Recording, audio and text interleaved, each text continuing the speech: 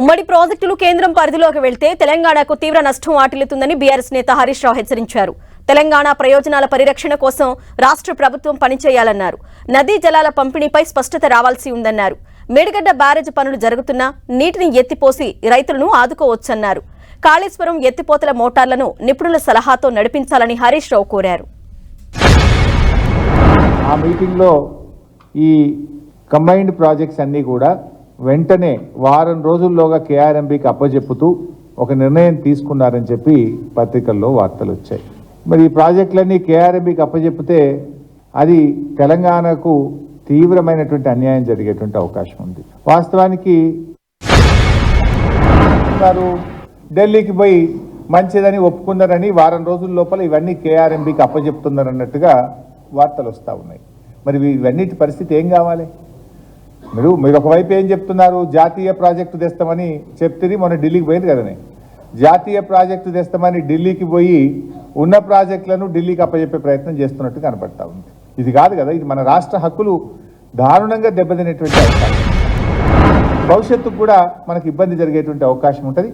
ఈ అంశాలను ఒక పొలిటికల్ యాంగిల్లో కాకుండా రాష్ట్ర ప్రభుత్వం ఒక పాజిటివ్గా రాష్ట్ర ప్రయోజనాలు కాపాడే విషయంలో మీరు వెంటనే కళ్ళు తెరవండి, రివ్యూ చేయండి.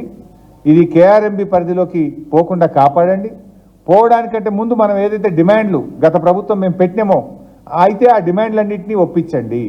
లేదు అపెక్స్ కమిటీ ముందుకు తీసుకుపోయి అపెక్స్ కమిటీలోనైనా మన వాదనలు బలంగా వినిపించి మన రాష్ట్ర ప్రయోజనాలు కాపాడడం కోసం మీరు వెంటనే ప్రయత్నం చేయాలని చెప్పి నేను రాష్ట్ర ప్రభుత్వాన్ని తెలంగాణ ప్రయోజనాలు కాపాడాలంటే గులాబీ జెండోలు ఒక్కలే కాపాడగలుగుతారు.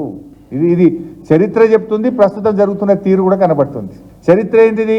ఆనాడు లోయర్ సీలేరు విషయంలో 7 మండలాల విషయంలో పోరాడింది బీఆర్ఎస్, బిల్లు పెట్టింది బీజేపీ, మద్దతు ఇచ్చింది కాంగ్రెస్. ఇవాళ ఏం జరుగుతుంది? ఆంధ్రప్రదేశ్కు మన లాభం జరిగే విధంగా వెంటనే అసలు ఆపరేషన్ గైడ్ లైన్స్ లేకుండా మన విషయాలు డిసైడ్ చేయకుండా మొత్తం ప్రాజెక్టులు కేంద్ర ప్రభుత్వానికి అప్పచెప్తాం, కేఆర్ఎంబీకి అప్పచెప్తాం అంటే రేపు ఏం కావాలి ఈ రాష్ట్రం? అంటే మరొకసారి కూడా ఇలా అటు కేంద్రంలో ఉన్న బీజేపీ ఒత్తిడి వేస్తుంది, రాష్ట్రంలో ఉన్న కాంగ్రెస్ ఒప్పుకుంటున్నది. అంటే రాష్ట్ర ప్రయోజనాలు వదిలేస్తున్నారు. ఇప్పుడు కూడా మేడిగడ్డలో నదిలో ప్రవాహం ఉంది, మేడిగడ్డ దగ్గర గోదావరి నదిలో ప్రవాహం ఉంది. ఆ నీళ్ళని ఎన్ని వీలైతే అన్ని లిఫ్ట్ చేసి మరి రైతాంగానికి నీళ్లు అందించేటువంటి ప్రయత్నం చేయండి. ఎంతసేపు మా మీద బురద జల్లాలి చల్లండి, దానికి మేము సమాధానం చెప్తాం, దానికి ఏం భయపడేది లేదు. కానీ దాని పేరు మీద ఈ ప్రాజెక్టును ఫెయిల్యూర్గా చూపే ప్రయత్నం చేసి క్రమంలో అవకాశం ఉన్నటువంటి నీళ్లను సముద్రంలో కలవనీయకుండా రైతులకు ఇచ్చేటువంటి ప్రయత్నం చేయాలని చెప్పి లిఫ్ట్ ఇరిగేషన్ ప్రాజెక్టులలో రాష్ట్ర ప్రభుత్వం మోటార్లను ఆన్ అండ్ ఆఫ్లో వాడుతూ ఉన్నారు. ఇవి చాలా పెద్ద మోటార్లు.